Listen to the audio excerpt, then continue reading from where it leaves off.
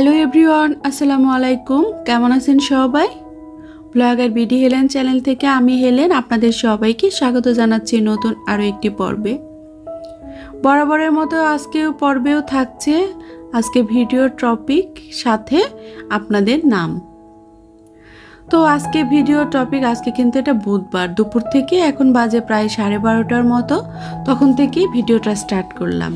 তো 12:30টায় আমাদের বাসায় কিন্তু গেস্ট চলে আসছে দুইজন, পিহু এবং সিম্বা। তো ওরা তো দুজনের মতো ওদের সাথে কিছুক্ষণ দুষ্টামি করে দুপুরে রান্না বান্না করে নেওয়া হলো। তো আজকে রান্নাও তো সব রান্নাই করেছে শিউলি। জাস্ট কাতল মাছটা ভেজে রাখলাম, এটা রাত্রে আমি করে নিব, কাতল মাছের কালিয়া করব। তো ভর্তাটাও কিন্তু শিউলি বেটে রেখেছে। এখানে আছে পটল এবং বটবটি, আলু, এটা সুন্দর করে তেলে ভেজে পাটায় বেটে এটা কিন্তু ভর্তা। এই ভর্তাটা খেতে অনেক মজা। তো আমি একদমই রুচি নেই, খেতে ইচ্ছে করে না, সব সময় টেনশন কাজ করছে। আমরা কি সময়ের মধ্যে যে পার করছি, আমরা কিন্তু কেউ ভালো নেই, তাই না? তো গতদিন রাতে একটু আচার করেছিলাম। তো মেয়েরা কিন্তু আমার দুই পাশে দুই মেয়ে অপেক্ষা করছে আমাকে ভাত খাওয়া দেখবে, তারপর ওরা খেতে বসবে। কারণ আমি প্রতিদিনই কম করে ভাত খাচ্ছি, এটা ওদের একদমই ভালো লাগছে না। বলছে এভাবে চলতে থাকলে তোমার শরীর অসুস্থ হয়ে যাবে। আমি এই যে বলছি তোমরাও খাও, বললো যে না, আগে তুমি খাও তারপরে। তো আসলে ভর্তা তারপরে আচার এগুলা দিয়ে না মনে হচ্ছে কয়দিনের মধ্যে আজকে একটু ভাতটা খেয়ে নিলাম। তো যে কথাটা বলতেছিলাম, আজকে কিন্তু বৃষ্টি হচ্ছে কয়দিন, আর আপনারা জানেন বৃষ্টি আমার কত পছন্দ, কিন্তু এই বৃষ্টি আর ভালো লাগছে না। শুধু মনে হচ্ছে যে আমার কত কত ভাই বোন, কত কারা বাংলাদেশি কত যে কষ্টে দিন কাটাচ্ছে এই বন্যায় বৃষ্টিতে।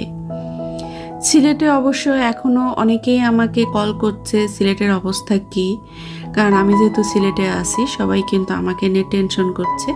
তো আলহামদুলিল্লাহ এখনো আমাদের সিলেটে পানি ওইভাবে বাড়ে নাই, কিন্তু দক্ষিণাঞ্চলের অবস্থা কিন্তু খুবই খারাপ। চিটাগাং, নোয়াখালী, ফেনী, এদিকে হবিগঞ্জ পর্যন্ত পানি চলে আসছে, ব্রাহ্মণবাড়িয়া।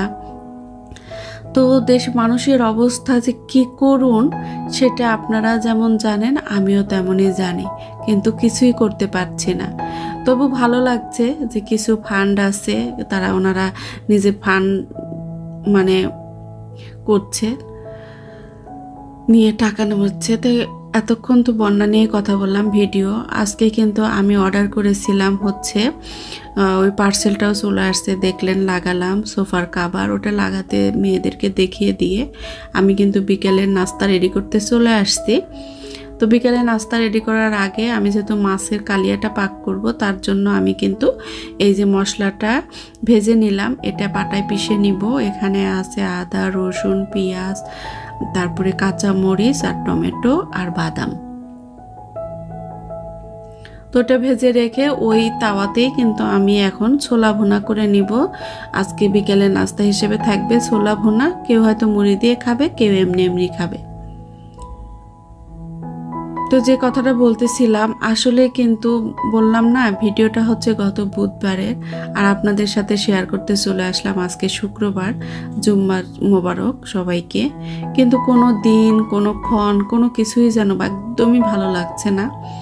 তো কি করব, এর মাঝেই তো জীবন চালাতে হবে, চলবে এবং চলছে।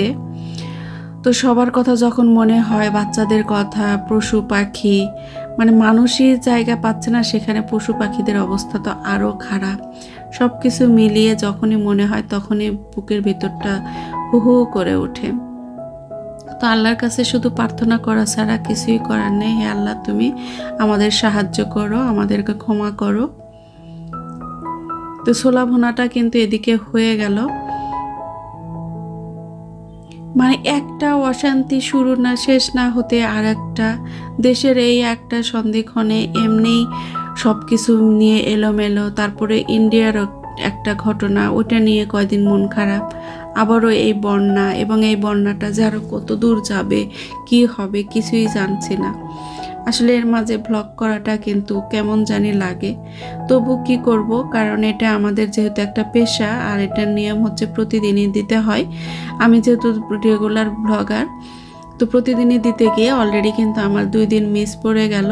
তো এটার জন্যই কিন্তু আমার মানে চ্যানেলের একটু সমস্যা হবে, মানে ভিউ ইমপ্রেশনটা কমে যাবে। তো তারপরে এই জন্য আজকে দিতে আসলাম, কষ্ট করে ভাবলাম ব্লগ দিয়ে দিই। তো এই যে আজ মশলাটা কিন্তু পাটায় পিষে নিয়েছি, তারপরে তেলে একটু কালো জিরা ফোড়ন দিয়ে মশলাটা দিয়ে দিলাম, দিয়ে ভালো করে কষিয়ে নিয়ে পানি দিব। পানিটা বলক আসলে তারপরে মাছটা ছেড়ে দিব। আর মাছ যেহেতু আগেই ভাজা আছে, এদিকে কাজ কিন্তু অর্ধেক এগোনোই আছে। তো নিয়মিত যে সকল আপুরা আমাকে সুন্দর সুন্দর কমেন্ট করেন, আমার সাবস্ক্রাইবার আপুদের নামগুলো এবার নিয়ে নিচ্ছি। আইভি সিম্পল কুকিং থেকে আইভি আপু, তাসমি ব্লগ থেকে তাসমি, নাবিলা জামান আইডি থেকে নাবিলা আপু, রং পিহুস থেকে রং পিহুস কালারের আপুর নামটা আমি জানি না। এদিকে হচ্ছে এমএন ব্লগ থেকে নাসরিন আপু, নীলুফা শিমুল আইডি থেকে নীলুফা, ওইদিকে পাপড়ি কিচেন থেকে পাপড়ি দিদি, লুৎফা আক্তার থেকে লুৎফা আপু, তারপরে আর যে প্রবাসী বউ থেকে জাহিদা আপু, ভিলেজ ফ্লেভার থেকে রাবেয়া আপু, সালমা ফ্যামিলি টেলস থেকে ছোট সালমা, সুখী সংসার থেকে রেবেকা সুলতানা, বিথিস ব্লগ থেকে বিথি আপু, লাইফস্টাইল অফ দীপা থেকে দীপা, মারিয়া লাইফস্টাইল থেকে মারিয়া আপু,